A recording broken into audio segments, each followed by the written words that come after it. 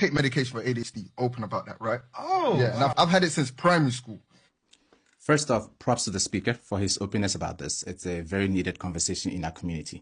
Secondly, props to the guys on the panel, on the podcast, for, while they were surprised, right, they were genuinely curious and they were actually impressed about their friend's openness about his mental health, right? And I think this is a refreshing difference from how we typically talk about men and their mental health, right? In some spaces, you would see people instead calling you names for being open about things like this.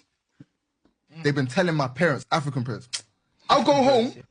African parents, you get a missed call, you know, and he mentioned that he's had it since primary school. Yes, typically for ADHD, it's something that you have to have been dealing with since childhood. Yeah. My mum will beat me because she's like, why are you acting stupid? They think you're disabled. Cool. Oh, mommy. See, it's one of the reasons why I think many people, even when their child is diagnosed with something, they don't want to, you know, seek help or even talk about it because of how we typically talk about mental health, you know, because if somebody has ADHD, you're saying, why are you acting so stupid? They think you're disabled, right? So you're equating being disabled, whether it be due to ADHD, autism, any sort of disability with stupidity, right? Which isn't accurate, you know. So for everybody listening, let's not do that.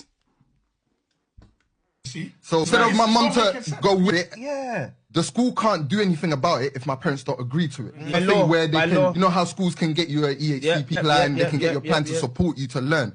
If your parents don't agree to it, they can't help you. So I'm going through primary school, no help. Secondary school, I get to year 10, year 11, and they're like, it's getting like worse. yeah. There was this one. So a kid is diagnosed in primary school. I don't know what grade at that time that he was diagnosed, but he had to deal with it and figure it all out all through school. The thing about ADHD, especially the people that have the hyperactive impulsive type, is it's a lot of difficulties with impulsivity and emotion regulation. So if you don't take care and your child has ADHD and you don't get them any help and you don't work with the school, what will happen is that your child would present as a stubborn kid that doesn't listen, that is always causing trouble, sometimes even getting into fights. And best case, teachers and everybody in the school doesn't like your child because the child is too much, you know. And worst case, they kick your child out of school, you know. So especially those parents in the diaspora, work with the school. Deputy head teacher, Miss Burrows, amazing. Yeah, she tried to get what was going on with me, and she said, you know what? Forget about his parents. This guy needs help. She brought in someone special to help me for my last year, year 10 to year 11, to help me with my ADHD. Obviously, props to Miss Burrows and the likes of her, you know, because we do need the support. And sometimes if there's anything that you can do, you probably should, you know, do that. Because again, this is not something that breaks any ethics or any rules. So props to Miss Burrows for that. she still couldn't get papers signed to get me medication or anything because my parents need to sign it. But she was getting people in to get me Pay passed. attention to your education. Because I was getting into loads of fights. Stupid fights. I just had anger issues. I was playing football. Right now, just like what I was speaking about earlier, he mentioned that he just had anger issues, right? You know, but it's a little more than that. You know, the average person, the average kid who doesn't have ADHD, when he's angry, he is able to inhibit his impulses. So he won't get into fights because I'm angry, yes, but also I know how to control my impulses and manage my emotions. If you throw ADHD into the mix, limited impulse control, limited emotion regulation, boom, boom, boom, boom, fight. You know, so that's how ADHD plays into those anger issues. And I'll just get angry for no reason. Instead of going to lunchtime, she got me in the gym and do boxing with her husband, energy Mr. somewhere. Burrows. Yeah. Oh, So I was energy boxing. I loved it. Every lunchtime, I was making sure I was focused in class so I can actually get to lunchtime. That last year of school.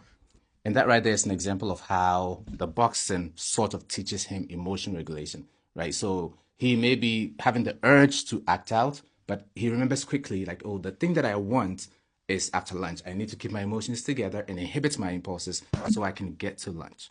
You know, so it may not have been that direct conversation, but something as simple as that can help a child manage their impulses. And of course, the consistency of that helps. It was like the best year because I was on it because she got me support. I get to college now, and in college, parents don't need to really sign anything. That's when I started taking medication. At that point, you can kind of make your own decisions. And that's when it hit me that if my parents had collaborated with her, then it would have been more support. Yeah. If his parents had worked with the school, so he received support right from that, you know, primary school, and potentially if they decided that he needed medication and he got the medication earlier, he could have done a lot better. But also, I do recognize that it's usually not a healthy place to be with what could have been. So I'm glad that he eventually got the support that he needed. And again, props to you for sharing the story. It's a very, very common story in Africans in the diaspora. So props to you.